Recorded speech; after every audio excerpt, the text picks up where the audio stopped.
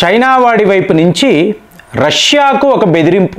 అసలు రష్యాను బెదిరించే అంత సీన్ చైనాకు ఉందా అంటే డెస్పరేట్ అయిపోయాడు. మీకు చూడండి, డొనాల్డ్ ట్రంప్ గారు నిన్న వైట్ హౌస్ నుంచి ఒక ప్రకటన చేశారు. నేను రష్యాకు 50 రోజుల గడువు ఇస్తున్నాను. సో నేను చెప్పినట్టు వాళ్ళు యుద్ధాన్ని ఆపితే రష్యాకు మంచిది. సో వెంటనే వ్లాదిమిర్ పుతిన్ వైపు నుంచి ఒక వార్త, నేను అమెరికాకు 60 రోజులు గడువు ఇస్తున్నాను. మరి అలాగే ఉంటుంది కదండి. ఇప్పుడు ఈయన ఏమంటున్నాడు, నేను మా భార్యతో మాట్లాడాను, పుతిన్తో చాలా మంచి కాన్వర్సేషన్ జరిగింది. సో మీరు బాగా చెప్పారు, ఖచ్చితంగా మీరు చెప్పినట్టే నేను పాటిస్తాను అని అన్నారు. ఇంతలో చూడండి, తర్వాత రోజు మీకు అతి పెద్ద డ్రోన్ల దాడులు యుక్రెయిన్ పైన. సో పుతిన్ చాలా టఫ్ మనిషి. సో ఇప్పుడు చైనా వాడి పరిస్థితి కూడా అదే. ఇప్పుడు ఏమంటున్నాడు అంటే భారత్కు ఈ S-400 ఇంకా 2 బ్యాటరీస్ రావాలండి. 3 వరకు వచ్చేసే, ఇంకా 2 రావాలి. మొన్న అజిత్ దోవెల్ గారు కూడా మాస్కో వెళ్ళి పుతిన్ గారిని కూడా కలిసి ఇంకా డిలే చెయ్యకండి, మాకు రావలసిన S-400 కావాలి క్లియర్గా చెప్పేసి వచ్చారు. అలాగే రాజ్నాథ్ సింగ్ గారు కూడా షాంఘై కోఆపరేషన్ ఆర్గనైజేషన్ మీటింగ్లో రష్యా డిఫెన్స్ మంత్రిని కలిసి ఒక ఒప్పందము, మీకు సూపర్ సుఖాయ్కి సంబంధించిన ఒక ఒప్పందము, అలాగే S-400లో R-37 అనబడే అతి ప్రమాదకరమైన మిజైల్ను ఇంటిగ్రేట్ చేద్దాము, డిప్లాయ్ చేద్దాము, ఇది వీళ్ళు మాట్లాడుకున్నారు.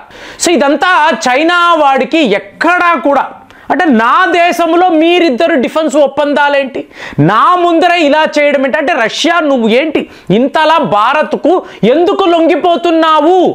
నువ్వేమో అప్పుడు బ్రహ్మోస్ అన్నావు, సరే అన్నాము, మళ్ళీ S-400 అన్నావు, S-500, మీకు సూపర్ సుఖాయ్లు, సుఖాయ్ 57, ఇవాళ R-37 అనబడే హైపర్సానిక్ మిజైల్ దాకా కూడా మొన్నటికి మొన్న ఒక యుద్ధ నౌక తమాల్.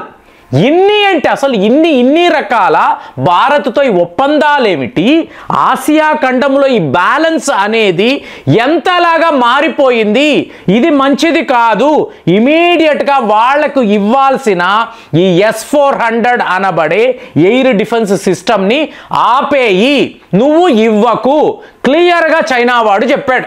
సో ఇప్పుడు వీడికి ప్రాబ్లం ఏమిటి అంటే చూడండి, 2014లో వీడు రష్యా వద్ద S-400 కొన్నాడు, $3 బిలియన్ ఖర్చు పెట్టాడు.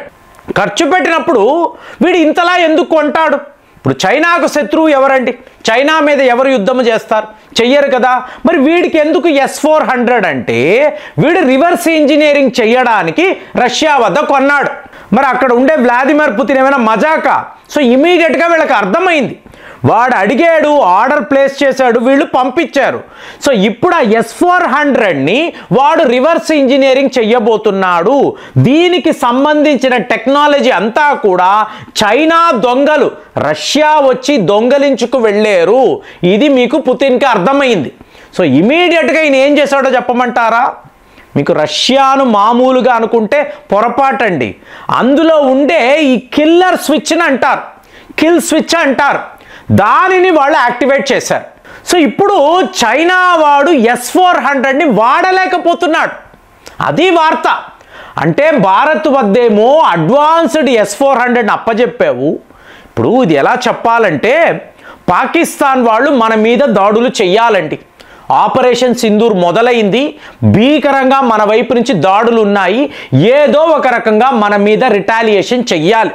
సో వీళ్ళు ఏం చేశారు, వాళ్ళ అడ్వాన్స్డ్ అంటే air born early warning and control systems, ఒక అతి శక్తివంతమైన ఎయిర్ క్రాఫ్ట్, దీనిని వాళ్ళు లిటరల్గా డిప్లాయ్ చేశారు. అంటే మన వైపు నుంచి వస్తున్న యుద్ధ విమానాలు, మిజైళ్ళు, డ్రోన్లు అన్నిటినీ పసిగట్టడానికి మీకు పాకిస్తాన్ వాళ్ళు రెడీ అయ్యారు. 314 కిలోమీటర్ల దూరములో మన సరిహద్దుల నుంచి 314 కిలోమీటర్స్ అక్కడ ఒక ఈ యుద్ధ విమానము ఉంది. సడన్గా ఏమైందో తెలియదు, ఒక మిజైల్ వచ్చింది, టపాన్ని కొట్టింది, బూమ్ అని అనింది, అలాగే ఆ విమానం కుప్పకూలిపోయింది. సో పాకిస్తాన్ ఎయిర్ ఫోర్స్కి ఏమీ అర్థం కాలేదు, ఎక్కడ నుంచి మిజైల్ వచ్చింది, ఇలాగ ఒక్క నిమిషములో వితిన్ సెకండ్స్ ఇలా బూడిద అయిపోతే ఇప్పుడు మళ్ళీ ఇంత పెద్ద విమానాన్ని కొనాలి అంటే పాకిస్తాన్ వద్ద డబ్బు లేదండి. సో వాళ్ళు గమనించాల్సిన ఐ ఆన్ ద స్కై అని అంటారు. అంత శక్తివంతమైన విమానం కూలిపోవడంతో వాళ్ళు కూలిపోవడం కాదండి, ఈ మిసైల్ వస్తున్నప్పుడు ఎటువంటి ఒక రేడార్ కానీ ఎయిర్ డిఫెన్స్ సిస్టమ్ కానీ మీకు పసిగట్టలేదండి. సో అంటే ఫ్రీగా మన మిసైళ్ళు మన విమానాలు వెళుతున్నాయి పాకిస్తాన్లోకి. సో ఇదంతా ఇవాళ చైనా వాడికి మింగుడు పడ్డం లేదు. నా వద్దేమో పనికిరాని S-400 ఉంది. అంటే పనికిరాని అంటే భారత్తో కంపేర్ చేసినప్పుడు ఏ స్థాయిలో ఇది అడ్వాన్స్డ్ కాదు. అలాగే ఒకవేళ మనం బ్రహ్మోస్ వాడేమో అనుకోండి, ఈ చైనా వాడి వద్ద ఉండే S-400 కూడా పని చెయ్యదు, అటాక్ అయిపోతుంది. సో ఇలాగ నాకేమో 2010 అంటే 10 ఏళ్ల క్రితము నువ్వు S-400 ఇచ్చావు, ఇవాళ భారత్కేమో అడ్వాన్స్డ్ ఈ ఎయిర్ డిఫెన్స్ సిస్టమ్స్ ఇస్తున్నావు, ఇంకొక 2 బ్యాటరీలు నెక్స్ట్ ఇయర్లోగా అప్పచెప్తామని ప్రామిస్ చేస్తున్నావు. అంటే భారత్ నీకు అంత అవసరమా? మేము పనికి మాలిన వాళ్ళం అయిపోయామా?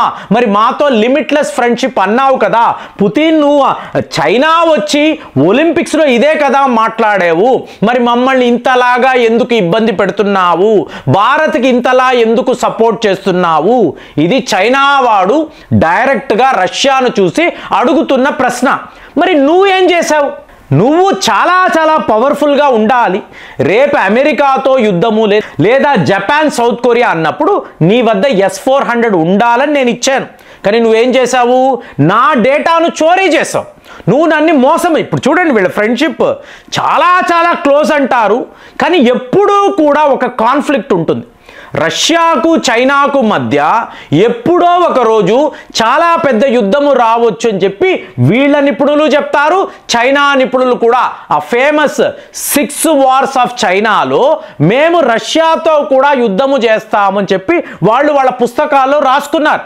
కాబట్టి ఏ రోజు కూడా వ్లాదిమిర్ పుతిన్ చైనాను నమ్మరు. అదే భారత్తో అన్నారు అనుకోండి, ఇది లిమిట్లెస్ ఫ్రెండ్షిప్ అండి. ఏ రోజు కూడా వాళ్ళు మనకిచ్చిన మాటను జవదాటలేదు. మనము కూడా ఎప్పుడూ కూడా రష్యా అన్నప్పుడు స్పెషల్ ఫ్రెండ్ లాగే చూస్తాం. ఇప్పుడు పరిస్థితి ఎలా అయిపోయిందంటే, యుక్రెయిన్తో యుద్ధము కదా, సో వాళ్ళ ఇండస్ట్రీస్లో వర్క్ చేయడానికి రష్యా సైనికులు లేరు, వర్కర్స్ కూడా అక్కడ సైనికులే. దాంతో పుతిన్ గారు ఒక చాలా పెద్ద ప్రకటన చేశారు. 10 లక్షల మంది భారతీయులు మాకు కావాలి అంటే రష్యాలో మీకు ఉద్యోగాలండి. రష్యాలో ఉద్యోగము అంటే అంత ఈజీ కాదు. చాలామంది అనుకుంటారు, అబ్బా రష్యా ఇంత పెద్ద ఆఫర్ ఇచ్చిందా, పదా వెళ్ళిపోదామా అనుకుంటారు. ఇది అంత ఈజీ కాదండి. ఈ జూలై ఆగస్టులో మాత్రమే ఒక మాదిరిగా మీకు ఎండలు ఉంటాయి. లేకపోతే ఆ చలిని తట్టుకోవడము అనేది చాలా కష్టము. మరి ఈ ఉద్యోగాలు 10 లక్షల మంది, భారత్ నుంచి 10 లక్షల మంది వెళ్ళాలి అంటే చెన్నైలో రష్యా కాన్సులేట్ ఉంది. సో నేను అందులో ఒకప్పుడు మెంబర్ని. నేను అమెరికన్ కాన్సులేట్ లైబ్రరీలోనూ ఉండేవాడిని, బ్రిటిష్ కాన్సులేట్లో కూడా నేను ఉండేవాడిని. సో మీకు మౌంట్ రోడ్ వద్ద రష్యా కాన్సులేట్ ఉంటుంది. సో అక్కడ నుంచి మీకు ఒక నోటిఫికేషన్ వస్తుంది, 10 లక్షల మంది భారతీయులు రష్యాలోకి వచ్చి ఉద్యోగాలు చేసుకోవచ్చు అంటారు. మరి మీలో ఎంతమంది చలిని తట్టుకోగలరు? రష్యాలో ఉద్యోగం అంటే అంత ఆషామాషి వ్యవహారము కాదు. ఫుడ్ విషయంలో కూడా జాగ్రత్త పడాలి. కానీ వ్లాదిమిర్ పుతిన్ మాత్రము ఇంత పెద్ద ఆఫర్ ఇవ్వడము, ఏకంగా భారత్ మ్యాన్ పవర్ రష్యాకు రావాలి అని అంటే చైనా వాడు తట్టుకోలేకపోతున్నాడు. అసలు ఇంతలాంటి ఫ్రెండ్షిప్ ఏంటి? ఆఖరికి మ్యాన్ పవర్ కూడా భారత్ నుంచే రావాలి అంటే ఇది ఏమిటి? వాడికి ఏం అర్థం కావడం లేదు.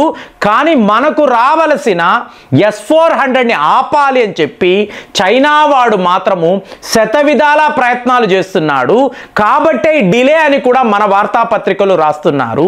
మరి ఇందులో ఎంతవరకు నిజము ఉంది? సో మనతో ఇంత మంచి స్నేహాన్ని మెయింటైన్ చేస్తున్న రష్యా మనకు ఇలాగా డెలిబరేట్గా ఈ డిలే అనేది చేస్తారా, లేదా త్వరలోనే S-400 ఆ 2 బ్యాటరీస్ కూడా వచ్చేస్తాయా? మీకేమనిపిస్తుంది? కామెంట్స్లో రాయండి. మళ్ళీ వచ్చే వీడియోలో కలుద్దాం. జై హింద్.